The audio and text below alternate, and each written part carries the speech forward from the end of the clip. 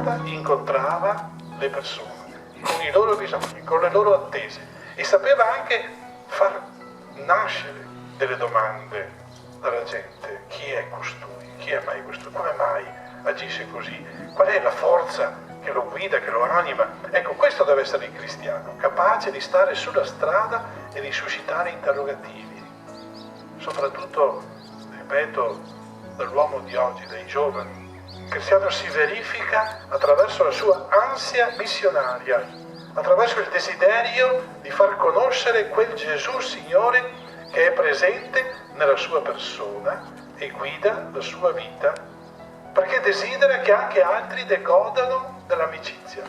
Però il cristiano fa questo se davvero il Signore Gesù è importante per lui, è importante per la sua vita, se davvero la sua amicizia con il Signore porta gioia, porta risposta ai suoi desideri, ai suoi bisogni.